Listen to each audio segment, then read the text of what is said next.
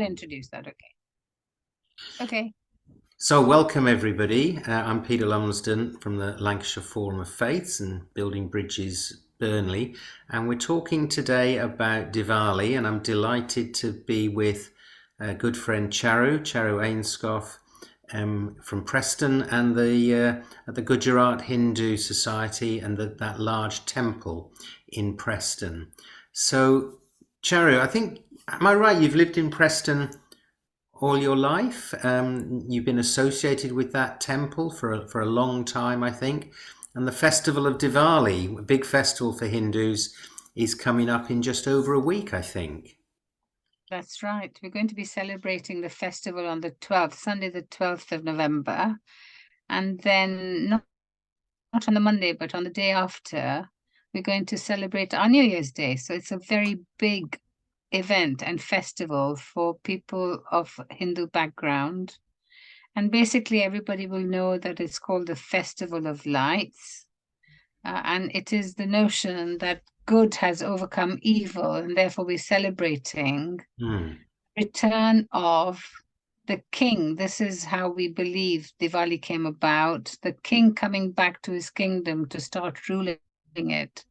So that basically is the idea. And that's why if you go into Hindu homes, or you will see a lot of them will have little lamps, little candles lit around, Hmm. welcoming the light to take over from the darkness. There's a lot of jubilation and happiness. It's Yeah. like the coronation of King Charles, it's that kind of happiness. Hmm. It's Hmm. evoked in a lot of Hindu families, and Yeah. much happiness also that we're going to be eating and having So do fun with you meet do family you meet members. together? Meet together at the temple and eat, or if I came, is it celebrated just in the home, or is it celebrated communally in the temple? I think Diwali is very much a festival which is celebrated in the home. But what happens is most families will, on the day of Diwali, wake up in the morning and get themselves bathed and say their prayers at home, and then go to the Hindu temple and say prayers there, take blessings from the gods and goddesses there. And of course, we only believe in one God, but Mm-hmm. we believe Yeah. God can come in many shapes. That's why I say gods and goddesses, Yes. because we believe God is both male and female. Yeah. So we take blessings, and then we would go to our very close family members and friends. And if we don't all live in the same household, which we don't anymore, some do, we will go and take blessings from our elders and our neighbors, wish them a happy Diwali and come home. And then have just your immediate family, which doesn't mean just nuclear family. Others can attend as well, and have a get together and have a good meal together, celebrating Mhm. and maybe exchanging small gifts. It's not a big giving gifts event. They're just little gifts, or maybe a little bit of cash to the young children, something like that. So Mm. that on Diwali day is what tends to happen in the UK, and also everywhere else where Hindus celebrate. Yeah. So And then will there be something at the temple itself, or Uh, the there, community there is centre? always at the Hindu temple, there is always lots of events leading up to Diwali. Right. Because what happens in the household is that we Hindus will clean the household, get rid of all the old and bring in some new. I don't mean lots of furniture or anything, but just do a lot of what is called spring cleaning, Mm-hmm. and Yeah. and just prepare the home to celebrate Right. the occasion. Yeah. Hindus will also be preparing lots of different foods, because the way we celebrate by giving gifts is food we have prepared, whether they're savories or sweets, we will place onto trays of about, say, 8, 10 trays of people whom we want to share gifts with, cover them with a nice lace cloth, and then take it to their house.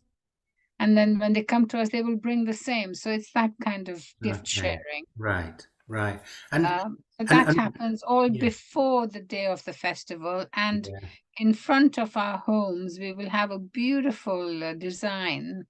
It could be geometric, or it could be in the shape of one of our gods or goddesses, Right. welcoming people into the home. That sort of stuff we do. Yeah. called Rangoli, colorful, very Oh colorful. yes, yes, yes, yes. And it's an ancient festival. I assume, Charu. I assume it goes back a long, long time. Has it become just, like Christmas in the West, that we don't really think of the birth of Jesus being associated? It is essentially a public holiday. Is it just a public holiday now, or does it still have some deeper meaning? And which is, I suppose, for the on the school curriculum, the question is, why do Hindus celebrate Diwali?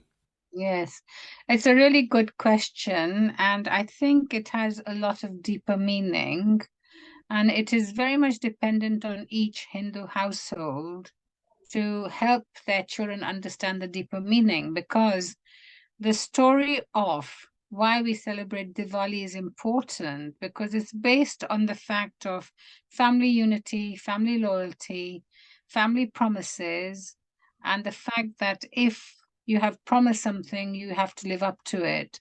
So it's all about teaching people right from wrong, helping them to understand that if you give a promise, you must live up to it. So in very short brief, I will share with you the fact that you have a family, there's a king, and he has a number of wives. And his youngest wife, there are four wives, and his youngest wife helps him when he was in a state of distress. So he gives her three promises and says, you can have anything you want. And she says, I'm very happy, thank you, I don't need anything. And then basically, a time comes when all the children within that household are grown up. And Lord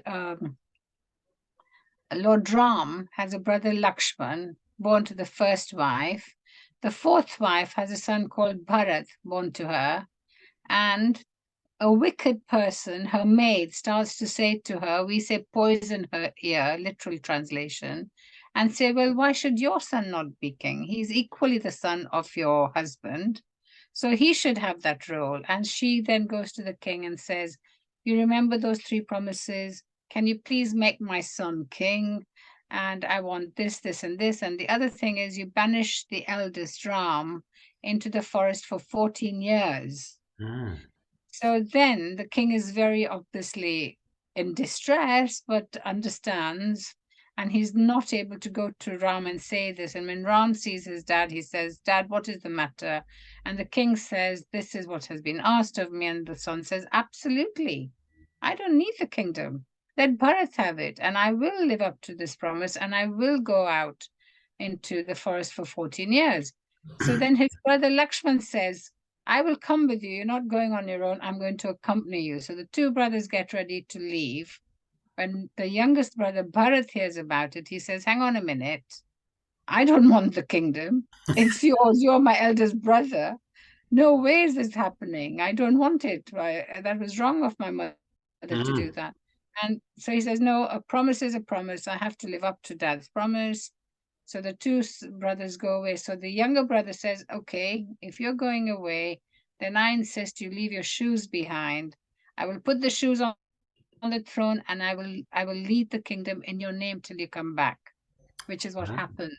right. And lots of things happen in between. And Good. then on his return after 14 years, this is where we say good has overcome evil. On his return after those 14 years, the brother, everybody have ruled in his name. The country welcomes Ram back. He becomes the ruler.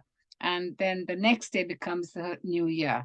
But Right. because of the way the lunar calendar works, some years, and because of the number of years we are ahead of 2023, because we have fewer days in one year and more days in another year Yeah, and yeah, stuff like yeah, that, yeah. based on the lunar calendar, we sometimes have a gap. So we have Diwali another day, but the following day, a day after, we have our New Year's New Day. Year. And Yeah, this year, this is what is happening because right. of that. Yeah, yeah. So But Tuesday, the 14th, will be our New Year's New Day. Year. Yeah, Diwali is 12th, and yeah, Tuesday is our New yeah. Year's Day. But that And story is, you've recounted that in quite some detail, Charu, and the idea of making and keeping promises, but also of the ultimate triumph of good over evil is a very strong and powerful um, well, concept, moral to be instilling in families. So